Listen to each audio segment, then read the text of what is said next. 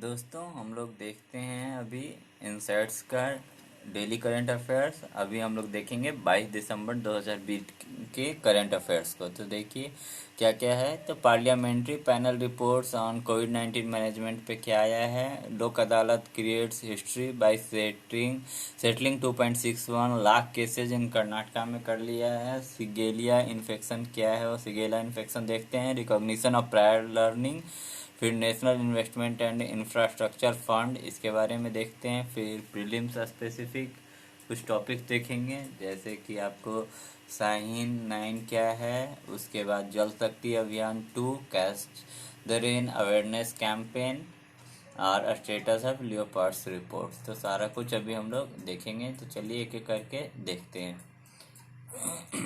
सबसे पहले हम लोग आ जाते हैं, देखते हैं पार्लियामेंट्री पैनल रिपोर्ट ऑन कोविड-19 मैनेजमेंट। रिपोर्ट जो submitted recently by the standing committee on home affairs. तो किसके द्वारा रिपोर्ट सबमिट किया गया है रिसेंटली? तो standing committee on home affairs के द्वारा। की रिकमेंडेशन क्या है? Bring a comprehensive public health act with suitable legal provisions to keep checks and control over private hospitals in times of pandemic। तो कम्प्रिहेंसिव पब्लिक हेल्थ एक्ट लाओ कि suitable legal provision से check करो और control करो public private hospital का जो pandemic के टाइम में curb black marketing of medicine and ensure product standardisation. The government should be proactive by holding awareness campaigns on cheaper and effective repurposed medicine to prevent people from panicking and spending a huge amount of money on expensive drug। तो government को proactive होना चाहिए कि holding awareness campaign on की सस्ता और effective repurpose medicine prevent करना लोगों को कि पैनिक होने से और जो खर्च होता है जो बहुत ज़्यादा मनी। हम लोग क्या होता है ब्रांडेड वाला ड्रग्स ले लेते हैं, लेकिन देखिए बोलना आसान है, लेकिन क्या होता है डॉक्टर्स हॉस्पिटल सभी आप लोगों को डरा देते हैं। तो फिर हम लोग चाह के भी वही लेंगे, क्योंकि अगर कुछ भी होगा आपके पेशेंट को तो बोलेंगे कि भाई हम लोगों ने तो ये बोला था, आपने ये परचेज नहीं किया। तो काफ़ी मुश्किल हो जाता है ये करना। There is a need to have regulatory oversight on all hospitals working in the country to prevent refusal to accept insurance claims. इसको भी ज़रूरत है कि सारा हॉस्पिटल जो वर्क कर रहा है कंट्री में कि प्रिवेंट करता है कि इन कंट्री की प्रिवेंट करो refusal to accept insurance claims को जो करने के लिए। ठीक है। नॉर्मली क्या होता है कि इंश्योरेंस क्लेम्स जो होते हैं हमारा, कई लोग सभी हॉस्पिटल नॉर्मली आपको पता ही है कि इंश्योरेंस हो जाता है और उसके बाद उसके ये लोग एक्सेप्ट नहीं करते हैं। उसके कारण हमारा जो होता है आउट ऑफ पॉकेट एक्सपेंडिचर जो होता है काफ़ी ज़्यादा बढ़ जाता है। क्योंकि हम लोग आप देखे होगे बहुत तरीके का इंश्योरेंस ले लेते हैं, लेकिन बाद में फिर पता चलता है कि ये वो आ नहीं रहा है। अभी जैसे इन्फेक्शन में ये तो आता ही नहीं है, गॉड ऑफ एक्ट और ये सारा करके उसके बाद फिर पॉकेट से चला जाता है। और फिर उधर भी आप ईयरली और जो होता है आप भरते रहते हो premium. There is A separate wing may be informed in the National Disaster Management Authority that will specialize in handling managing pandemics like COVID-19 in future। अलग जो होता है विंग भी फॉर्म किया जा सकता है नेशनल डिजास्टर मैनेजमेंट अथॉरिटी में कि स्पेशलाइज करेगा इन हैंडलिंग और मैनेजिंग पैंडमिक्स को लाइक कोविड-19 जो है इस तरीके का फ्यूचर में। Measure should be taken to avoid social stigma on fear of isolation and quarantine by making people aware and treating them with respect and empathy।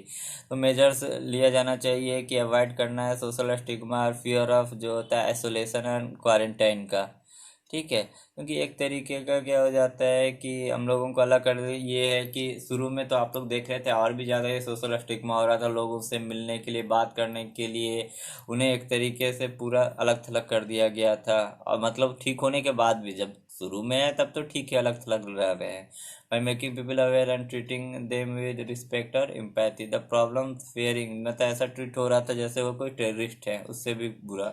the problems being faced by farmers, non-corporates and non-farm a small or micro enterprise in getting loans need to be addressed। तो problem जो face किया गया farmers और non corporate और non farmer small micro enterprise getting loan के लिए वो सब भी। Need for comprehensive measure, there have been several reported instances of beds reserved for कोविड-19 patients in private hospitals being sold at exorbitant rates. ठीक है, तो ये सारा चीज़ भी आपको हो रहा था।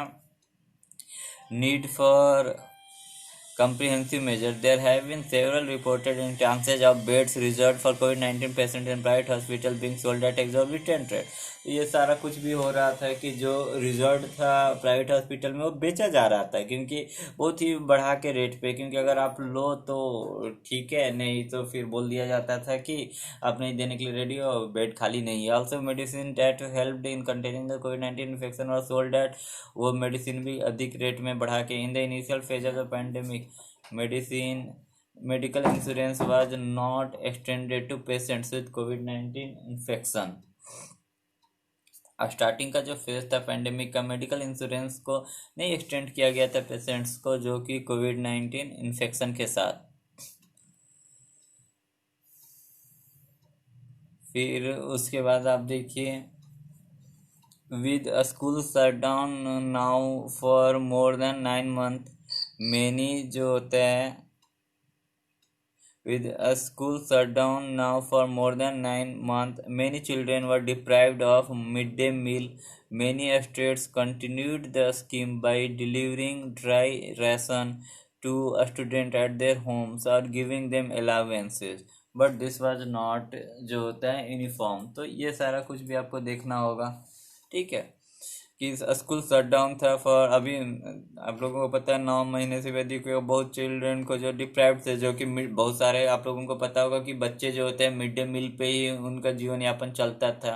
मेनी स्टेट जो तो कंटिन्यूड किया scheme by delivering dry ration to students को उनके घर में देकर आ, या उन्हें अलावेंसेज कुछ दे दिया पैसे इस जगह पे। लेकिन ये हर जगह तो नहीं हो रहा था, तो आप सोचिए इससे कितना ज़्यादा प्रॉब्लम्स जगह जगह पे हुआ है। आगे चलिए देखते हैं।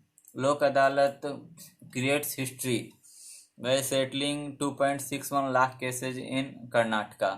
तो the high court of Karnataka and the Karnataka state legal services authority have created history in settlement of cases. A record of 2,61,882 cases were settled in a single day at the mega Lok Adalat held on December 19 को हुआ था। This has resulted in a मतलब 12.17% reduction of cases pending before courts in taluk and district apart from the high court. तो काफ़ी better तरीका है कि इस तरीके से अगर चीज़ें हो जाए तो जल्दी जल्दी सेटल्ड हो जाए, क्योंकि बहुत सारा कोर्ट में आप लोगों को पता है छोटा मोटा मामला जिसका कोई मतलब नहीं है, यहाँ तक कि लोग भी बोलते हैं भैया अभी वापस ही ले लो, लेकिन वो सब भी लटका रहता है। तो इस तरीके का चीज़ों को तो सेटल्ड कर दिया जाए। Total of 669.95 crore was awarded as compensation और settlement amount by amicably resolving cases related to motor vehicle accident claims, land acquisition and other civil matter. देख रहे हैं तो इतना ज़्यादा को जो होता है कि कंपनसेशन और ये सब कर दिया करके, और क्योंकि छोटा मोटा मैटर है, जैसे मैंने आपको बताया कि motor vehicle accident claim, land acquisition, जो कि आदमी अमिकेबली आपस में म्यूचुअली कर लेते हैं। ठीक है, settlement also yielded revenue of 41.45 crore by और the state exchequer by way of fine through the compounding of around 2 lakh pending criminal cases. तो इतना और पैसा भी उन लोगों को मिल गया। तो इस तरीके से व्हाट इज लोक अदालत, अब देखिए हम लोग पहले देखेंगे कि लोक अदालत जो होता है क्या है। तो देखिए, Lok Adalat is one of the alternative dispute redressal mechanism. It is a forum where disputes cases pending in the court of law or at pre-litigation stage are settled compound amicably। तो लोक अदालत क्या होता है कि एक तरीके से अल्टरनेट तरीके से आप जो प्रॉब्लम्स है उसे रिड्रेस कर सकते हैं। ठीक है, उसका एक मैकेनिज्म है।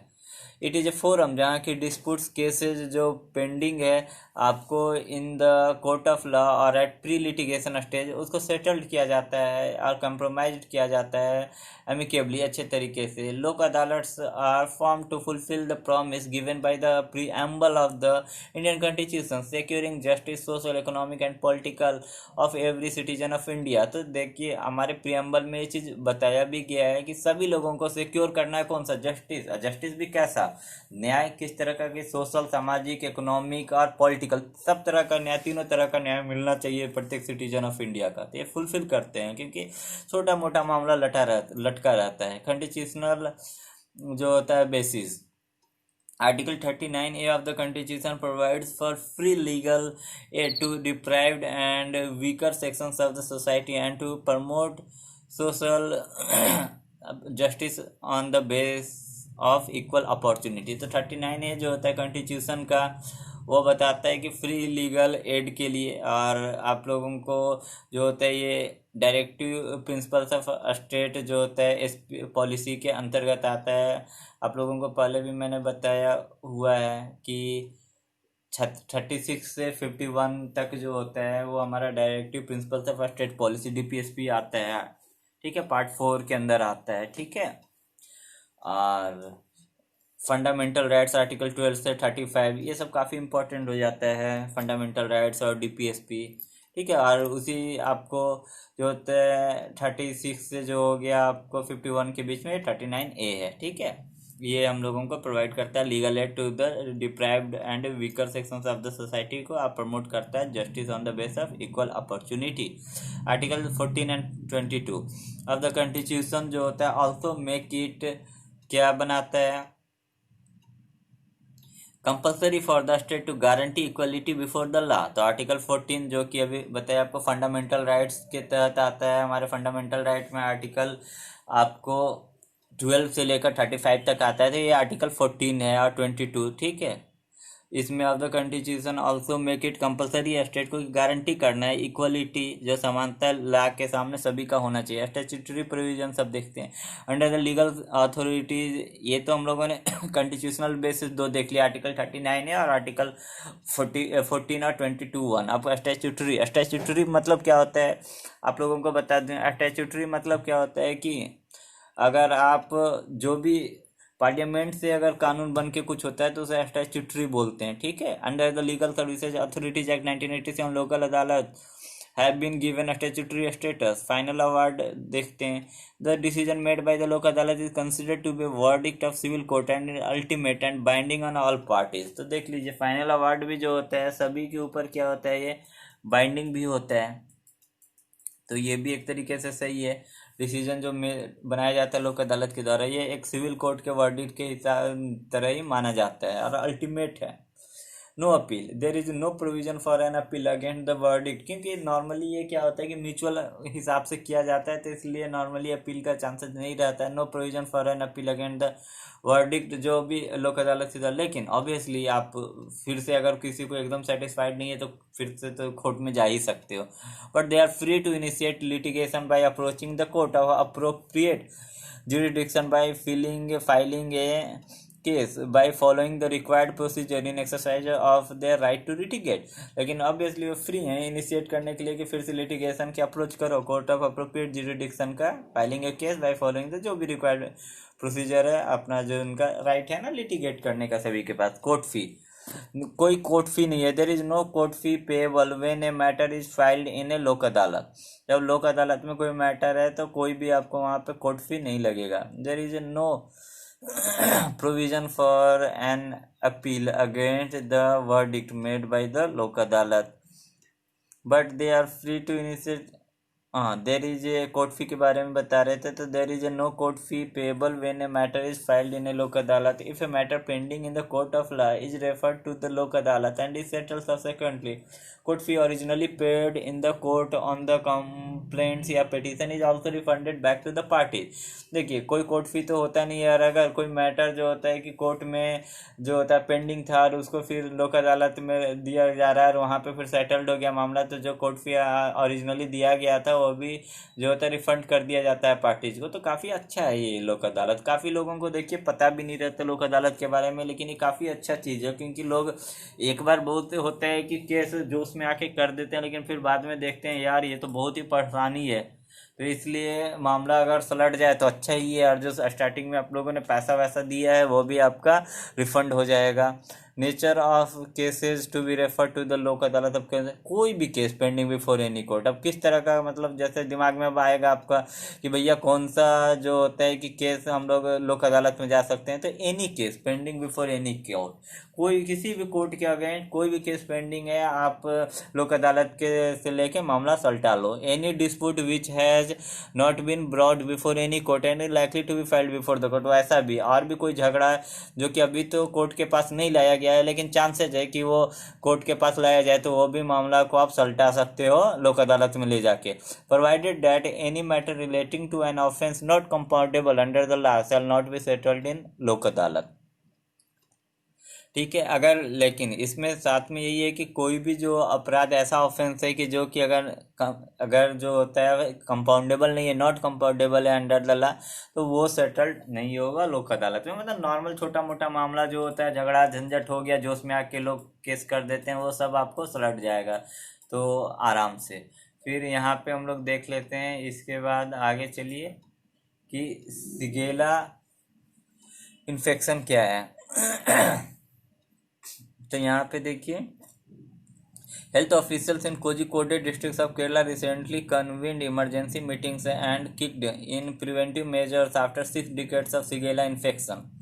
तो हेल्थ ऑफिशियल जो होता है कोझिकोड डिस्ट्रिक्ट ऑफ केरला का रिसेंटली कन्वीन्ड किया है इमरजेंसी मीटिंग और किक किए हैं प्रिवेंटिव मेजर्स आफ्टर 6 केसेस जो होता है सिगेला इन्फेक्शन का मिला है। What is shigella infection? तो सिगेलोसिस और shigella infection is a contagious intestinal infection caused by a genus of bacteria known as Shigella. The bacteria is one of the prime pathogens responsible for causing diarrhea, fluctuating between moderate and severe symptoms, especially in children in African and South Asian region. Bacteria क्या होता है कि prime pathogen है, कारण क्या होता है diarrhoea होने का, फ्लक्चुएटिंग करता है मॉडरेट और सीवियर सिम्टम्स के बीच में, और चिल्ड्रन जो अफ्रीकन और साउथ एशियन रीजन में नॉर्मली ये होता है। ठीक है, तो नॉर्मल आप ये ध्यान रखिएगा कि ये क्या होता है, बैक्टीरिया के कारण होता है, तो ये ध्यान में आएगा, किसी भी एग्जाम वगैरह में पूछ सकता है। फिर how does it spread? The bacteria after entering the body through injection attack the epithelial lining of the colon, resulting in inflammation of the cells and subsequently the destruction of the cells in severe cases. It मतलब आपको ये क्या हो रहा है कि आप जब जो होता है बॉडी में हम लोग जब खाना जब होता है और जो आपका पाचन और ये सब होता है उसके थ्रू मतलब बैक्टीरिया घुस जाता है, उसके बाद एपिथेलियल जो लाइनिंग जो होता है कोलोन का उस पर अटैक करता है, फिर से जो होता है सेल्स का में इन्फ्लेमेशन होगा और धीरे धीरे जो होता है सेल को पूरा ये नष्ट कर देगा। It takes only a smaller number of shigella bacteria to enter a person system and get her. एक छोटा मोटा भी बैक्टीरिया घुस गया तो बस आपको बीमार कर देगा। Infection is known to spread person to person when the bacteria is swallowed accidentally. तो अगर जो होता है इन्फेक्शन ये भी है पर्सन से पर्सन में भी जो होता है कि ये फैलने का इसका पूरा ही आपको चांसेस बना रहता है। आगे देखते हैं, अभी देखिए recognition of prior learning. Skill India undertakes करता है recognition of prior learning for workers under department of Panchayati Raj in Chandauli and Varanasi. The programme is being implemented under Sankalp programme of ministry of skill development and entrepreneurship. ठीक है, ये programme जो होता है recognition of prior learning किसके द्वारा इम्प्लीमेंट किया जा रहा है? तो आपको संकल्प जो हो रहा है प्रोग्राम के तहत, ठीक है, और ministry of skill development and entrepreneurship का। फिर यहाँ देखिए इम्प्लीमेंटिंग एजेंसी जो होते हैं फॉर द प्रोग्राम इज क्या होता है? National skill development corporation. Significance क्या है? About 70% of our country's population resides in rural India and hence the inclusion of Gram Panchayat is crucial for the success of district skill development plans and will provide a huge flip to the Skill India mission को। फिर आप देखिए through RPL जो recognition of prior learning है, the aim is क्या होता है? The aim is to align the competencies of the pre-existing workforce of the country to a standardized framework। तो इसके द्वारा हम लोग का क्या है कि हम लोग जो कॉम्पिटेंसी है पहले से ही जो वर्कफोर्स है उसको हम लोग क्या कहते हैं स्टैंडर्डाइज्ड, उनको जो होता है कि थोड़ा सर्टिफाइड और ये सारा कुछ कर दें। तो इससे क्या होगा कि उनको जॉब वॉब मिलने में काफ़ी ज़्यादा जो होगा आसानी होगा। ठीक है, फिर देखिए आगे। सेंट्रल सेंट्रिफिकेशन जो होता है build confidence, brings respect and provides recognition to the candidate has the potential obviously. अब आप भी सोच सकते हो कि सोचिए, मान लेते हैं कि आप ही ने कुछ भी छोटा मोटा काम जानते होगे, जैसे सोचिए कोई कारपेंटर मतलब लकड़ी का काम जानते हैं, कोई जो होता है कि आपको इलेक्ट्रिकल वर्क जानता है लेकिन उनके पास सर्टिफिकेट नहीं है, उन्होंने कोई डिग्री डिप्लोमा नहीं किया हुआ है। ठीक है, लेकिन अगर उनको उनका रिकॉग्निशन मिल जाएगा तो उन्हें जॉब मिलने में भी आसानी होता है, तो ये सही है। ठीक है, तो ये सर्टिफिकेशन के कारण आपको क्या होता है, कॉन्फिडेंस आता है, ब्रिंग रिस्पेक्ट भी मिलता है क्योंकि आपके अगर कुछ है certificate, and provides recognition to the candidate, it has the potential to make skills aspirational, supporting formalization of the informal learning of youth will supplement their efforts in finding sustainable livelihood opportunities and reduce inequalities based on privileging certain forms of knowledge over others। तो अगर हम लोग support करते हैं formalisation of the informal learning को of youth का, तो supplement करेगा उनका एफर्ट जो होता है finding sustainable livelihood opportunity. What is RPL? Recognition of prior learning programme जो होता है recognises the value of learning acquired जो होता है outside a former setting and provides a government certificate for an individual skill. Candidate receives exposure to concepts of digital and financial literacy and an accidental insurance coverage for 3 years at free of cost। तो candidate को जो होता है क्या करते हैं, receive करते हैं exposure to concept of digital and financial literacy and accidental insurance coverage with 3 years का एट फ्री ऑफ कॉस्ट। ठीक है, no fee charge from a candidate for participating in the RPL programme and every successful certified candidate will receive winner, मतलब 500 rupees भी दिया जाता है, कोई फी भी चार्ज नहीं किया जाता है आरपीएल प्रोग्राम में। ठीक है,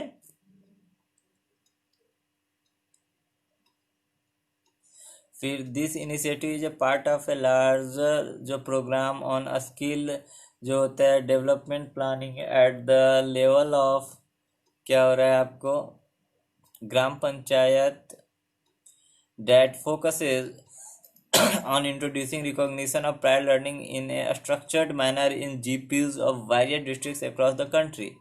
ये इनिशिएटिव पार्ट है हमारा जो लार्जर प्रोग्राम है skill development planning at the level of, कहाँ पे, ग्राम पंचायत में, मतलब ग्राम पंचायत के लेवल पे हम लोग पूरा स्किल सभी को डेवलप करें। At focus on introducing recognition of prior learning या स्ट्रक्चर्ड मैनर में इन जीपीज ऑफ वेरियस डिस्ट्रिक्ट, तो ग्राम पंचायत में अक्रॉस द कंट्री। क्योंकि ये आप देखिए छोटे लेवल पे ग्राम पंचायत के लेवल से ही कोई काम करोगे तभी आपको जो होता है कि पूरे तरीके से किसी चीज़ में सक्सेसफुल मिलता है, नहीं तो काफ़ी मुश्किल हो जाता है। ठीक है, स्किलिंग देखिए, युवा शक्ति फॉर न्यू इंडिया, यहाँ पे देखिए cabinet approves skill acquisition and knowledge awareness for livelihood promotion, संकल्प संकल्प का जो होता है फुल फॉर्म यहाँ पे देख लीजिए, तो skills acquisition and knowledge awareness for livelihood promotion and skill strengthening for industrial value enhancement, strive. ठीक है, तो संकल्प एंड स्ट्राइव क्या होता है, वर्ल्ड बैंक सपोर्टेड स्कीम से आप 6,000 मतलब 455 करोड़ रुपए का है यह स्कीम है। इसमें वर्ल्ड बैंक सपोर्ट है, एग्जाम्स वगैरह में आता है कि किसने सपोर्ट किया है, वर्ल्ड बैंक किया है या एडीबी एशियन डेवलपमेंट बैंक इस तरीके से, या एनडीबी न्यू डेवलपमेंट बैंक। तो ये सारा कुछ थोड़ा ध्यान रखना। STRIVE will incentivise ITIs to improve overall performance by involving SMEs, business association and industry cluster. तो जो आईटीआईज जो होते हैं, आईटीआई इंस्टीट्यूट को भी इम्प्रूव करेगा ओवरऑल परफॉर्मेंस को। Sankalp envisages setting up of trainers and assessors academic research sustainable models aim at developing globally competitive workforce for domestic and overseas requirement के लिए, इसका ये भी है टारगेट है। ये हम लोग जो होता है ग्लोबली जो होता है कम्पिटिटिव वर्कफोर्स करेंगे, क्योंकि प्रॉब्लम क्या होता है, यहाँ से आप इंजीनियरिंग डिप्लोमा और ये सब कर लेते हो, लेकिन आप जाते हो जब बाहर में तो वहाँ देखते हो कि आप कम्पिटिटिव रहते नहीं हो, तो इसलिए भी ये ज़रूरी चीज़ हो जा रहा है। Align to program such as make in India and Swachhta Abhiyan, तो ये सब जो अभियान हमारा चल रहा है स्वच्छता और ये सब से भी उसके साथ ये अलाइंड है। ठीक है, फिर आगे चलिए नेक्स्ट देखते हैं। नेशनल जो होता है इन्वेस्टमेंट एंड इंफ्रास्ट्रक्चर फंड, तो NIIF के बारे में हम लोग देख लेते हैं। National investment and infrastructure fund क्या है समझते हैं। कनाडाज PSP US UFSC axis bank invest $107 million इन NIIF मास्टर फंड, तो कनाडा का PSP US का DFC एक्सिस बैंक के $107 million जो होता है national investment and infrastructure fund का जो होता है मास्टर फंड में डाल रहा है। तो after the new commitment from the three investor the overall size of the master fund touch कितना 2.34 बिलियन का हो गया है। वर्ल्ड नेशनल जो होता है investment infrastructure fund the government setup किया है 40,000 करोड़ NIIF इन 2015 में एज एन इन्वेस्टमेंट व्हीकल था for funding commercially viable greenfield brownfield and stalled infrastructure project. तो गवर्नमेंट ने जो होता है 40,000 करोड़ का national investment and infrastructure fund 2015 में स्टार्ट किया था। ये इन्वेस्टमेंट व्हीकल है फंडिंग कमर्शियली वायबल जो ग्रीनफील्ड है ब्राउनफील्ड है या स्टॉल्ड जो रुका हुआ है या नया में है। ठीक है, इस तरह के प्रोजेक्ट को NIIF mandate includes investing in area such as energy में, ट्रांसपोर्टेशन में, housing, water, waste management and other infrastructure related sectors में।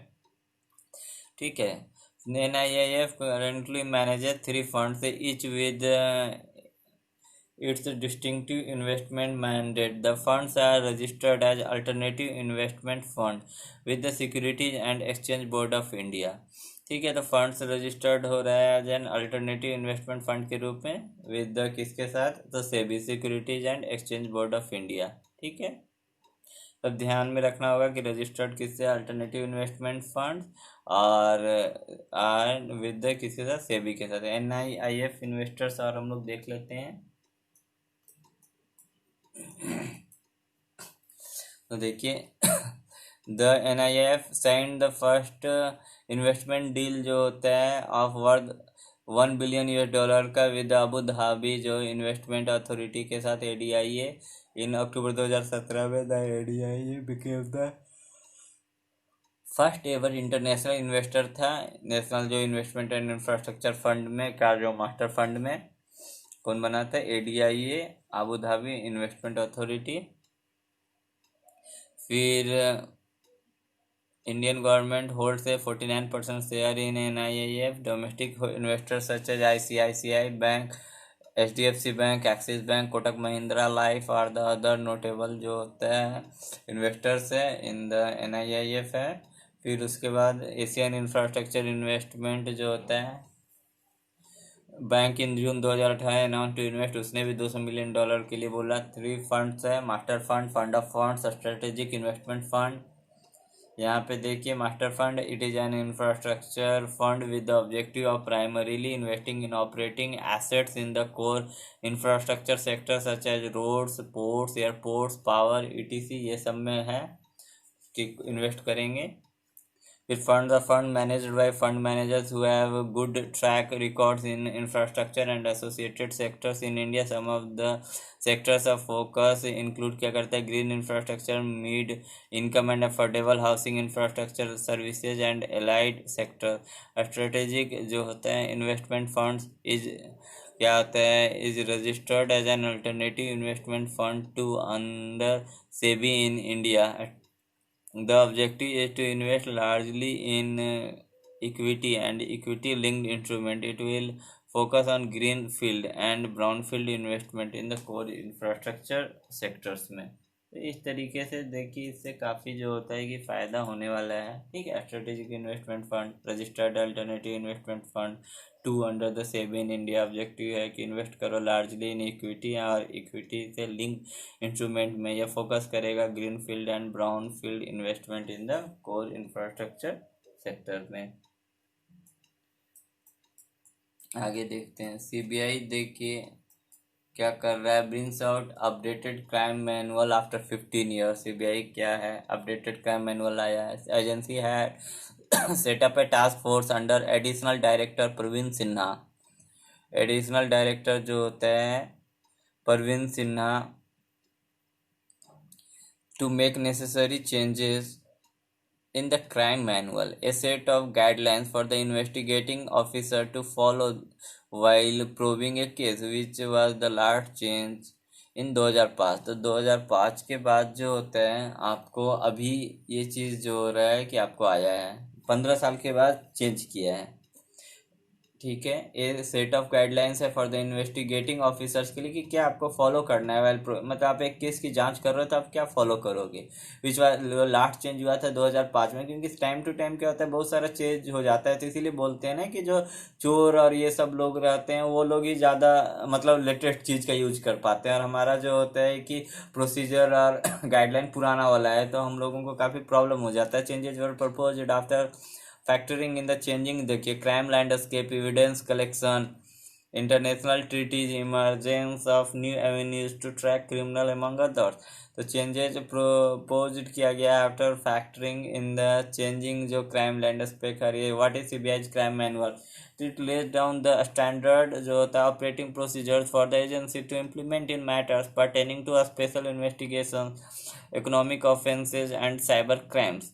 लेट डाउन करता है स्टैंडर्ड ऑपरेटिंग प्रोसीजर एजेंसी के लिए इम्प्लीमेंट करो इन मैटर जो किससे पर्टेनिंग है, तो special investigation, economic offences, cyber crime. Crime manual dictate the working of the investigative agency and let down करता है procedures on how the agency expected and suppose to act in its investigation में। तो crime manual बताता है working की कैसे करेंगे investigation agency, और लेट डाउन करता है क्या तरीका होगा जब एजेंसी को एक्सपेक्ट किया है और सपोज रहा है कि जांच आप करोगे तो ये करना। New chapters and changes introduced, changes in the standard operating जो प्रोसीजर एसओपी जिसको बोलते हैं, specially to probe digital crimes in the cyber world and those across national boundaries.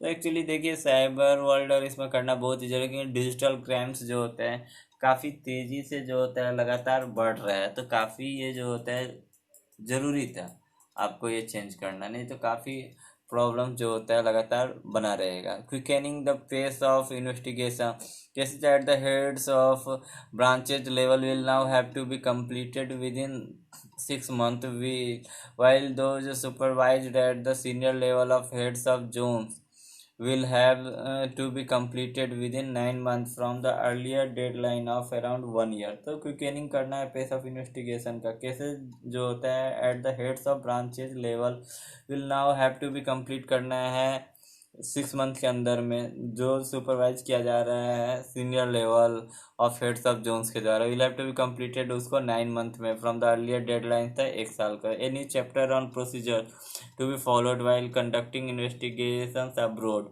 And coordinating and operating with Interpol. तो एक नया chapter भी और procedure पे फॉलोड किया जाएगा जबकि आप इन्वेस्टिगेशंस मतलब अब्रोड मतलब इंडिया से बाहर कर रहे हो तो, और कोऑर्डिनेट कैसे करेंगे और ऑपरेट कैसे करेंगे इंटरपोल, इंटरपोल इंटरनेशनल जो पुलिस को बोलते हैं। ठीक है, a chapter on investigation in the digital world and cyber crime, a new standard operating procedure for handling digital evidence has been introduce in the chapter कि digital evidence को किस तरीके से हैंडल करना है। Significant and implications of new manual, the new manual aims to break the silos while जो होते हैं आपको handling larger and complex cases I focusing more on team approach in the agency to achieve better result.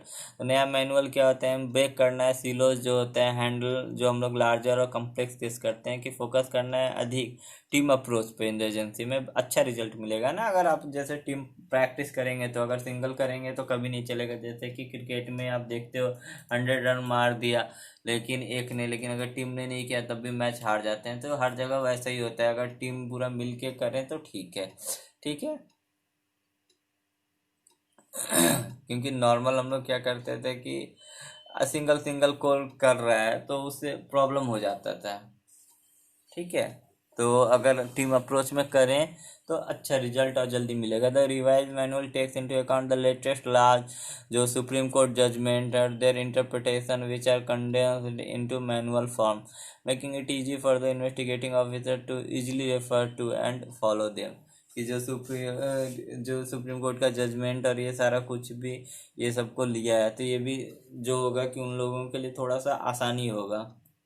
उसको refer करो और उससे follow करो। About CBI, central bureau of investigation is the premier investigation agency of India, operating under the jurisdiction of the ministry of personnel public grievances and pension. The CBI is headed by the director. तो ये important है, आपसे कहीं भी पूछा जा सकता है। आपको नॉलेज ऐसे भी जानना है कि सीबीआई किसके अंदर आता है, तो ये ministry of personnel public grievances और पेंशन के अंदर आता है। फिर सीबीआई हेडेड किसके द्वारा होता है, तो डायरेक्टर के द्वारा। फिर सीबीआई इंडिया का फर्स्ट एजेंसी है investigate corruption. The special police establishment was set up in 1941 में, 6 years before independence from British rule to. क्योंकि आप लोगों को पता है 47 में देश आज़ाद हुआ, ये 41 में ही हो गया। टू प्रो ब्राइबरी और करप्शन इन द कंट्री, जो वर्ल्ड वार 2 के समय में काफ़ी ज़्यादा हुआ था, तो उसको लिए इन 1946 में। it was brought under the home department and its remit was expanded to investigate corruption in central and state government under the Delhi Special Police Establishment Act। 1946 में ये लाया गया होम डिपार्टमेंट के अंदर में। ठीक है। शुरू में क्या था, corruption special police establishment setup किया गया था 1941 में, फिर लाया गया होम डिपार्टमेंट में करप्शन इन सेंट्रल और स्टेट जो होता है गवर्नमेंट में, फिर Delhi special police establishment act के तहत। पहले स्पेशल पुलिस एस्टेब्लिशमेंट, फिर Delhi special police establishment act. Delhi special police establishment जो होता है एक्ट होता है DSPE, acquired it's popular current name, इसी को हम लोग बोलते हैं central bureau of investigation, through a home ministry resolution in 1963। तो होम मिनिस्टर का रिजोल्यूशन आया था 1963, उसी को अभी हम लोग सीबीआई बोलते हैं। ठीक है।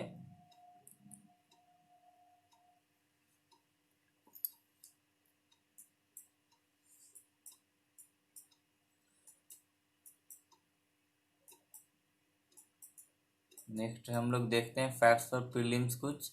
तो देखिए फैक्ट्स और प्रीलिम्स में शाहीन 9 क्या, it is a bilateral exercise है बिटवीन किसके, पाकिस्तानी एयरफोर्स और पीपुल्स लिबरेशन आर्मी एयरफोर्स इन 2011। तो PLA पीपुल्स लिबरेशन आर्मी कौन, चाइना का है, और पाकिस्तानी एयरफोर्स का, तो पाकिस्तान का जो होता है PLA का air force, Pakistan people's liberation army का एयरफोर्स। और 2011 से तो पूछेगा शाहीन जो एक्सरसाइज है ये किसके बीच में होता है, तो पाकिस्तान और चाइना के बीच में। ठीक है। जल Shakti Abhiyan 2, catch the rain awareness campaign launch by the national water mission in collaboration with Nehru Yuva Kendra Sangathan to promote rain water harvesting. तो लॉन्च किया गया था national water mission in collaboration किसके द्वारा, तो नेहरू युवा केंद्र संगठन के द्वारा प्रमोट करने के लिए रेन वाटर हार्वेस्टिंग को। टैगलाइन क्या है, catch the rain where it falls when it falls. तो टैगलाइन दिया गया कि कैच करो रेन को, पकड़ो जहाँ पे गिरता है और जब ये गिरता है। एक्चुअली देखिए जल शक्ति अभियान और इस तरीके का चीज़ चलाना, अवेयरनेस कैंपेन बहुत ही ज़रूरी है, क्योंकि हमारे आने वाले समय में पानी का प्रॉब्लम बहुत ही तेज़ी से बढ़ने वाला है। ठीक है। तो ये सारा कुछ है नेशनल वाटर मिशन के द्वारा लॉन्च किया गया है और collaboration with Nehru Yuva Kendra Sangathan. Status of leopards report release recently by the environment recently by environment ministry. तो स्टेटस जो होता है लियोपार्ड रिपोर्ट का किसके द्वारा हुआ है, तो ये देख लेते हैं यहाँ पे। फिर एनवायरमेंट मिनिस्ट्री के द्वारा। ठीक है। और की फाइंडिंग्स क्या पता चला है, तो 60% राइज है in leopard population across the country. खुशी की बात है, इंडिया नाउ हैज 12,852 लियोपार्ड था, 60% राइज हुआ है लियोपार्ड में। The state of Madhya Pradesh, Karnataka, Maharashtra recorded the highest leopard estimates at 3,421, 1,783 और 1,690 रिस्पेक्टिवली। तो इतना जो होता है हाईएस्ट रिकॉर्ड जो लियोपार्ड का एस्टिमेट्स यहाँ यहाँ पे मिला है, ठीक है। कहाँ? मध्य प्रदेश, कर्नाटक और महाराष्ट्र में। लियोपार्ड साइंटिफिक नेम क्या है इसका? तो Panthera pardus, listed in schedule 1 of the Indian wild life protection act 1972। तो ये लिस्टेड किसमें? शेड्यूल 1 में Indian wild life protection act 1972, included in appendix 1 of sites. Appendix 1 जो होता है साइट्स का, लिस्टेड एज वल्नरेबल है on the IUCN red list. यह कैसा होता है? तो वल्नरेबल है IUCN रेड लिस्ट पे। फिर 9 जो होता है, subspecies of the leopard have been recognised and they are distributed across Africa and Asia. तो 9 सब स्पेसीज जो होता है लियोपार्ड का रिकॉग्नाइज किया गया है और डिस्ट्रीब्यूट किया गया है कहाँ पे? सारा अफ्रीका और एशिया के बीच में। तो ये हमारा था 22 तारीख का जो होता है इनसाइट्स का करंट अफेयर। तो रिवीजन आप लोगों का हुआ होगा, और चलिए ये रिवीजन पर्पज से ही किया गया था। तो थैंक्स, मिलते हैं नेक्स्ट वीडियो में।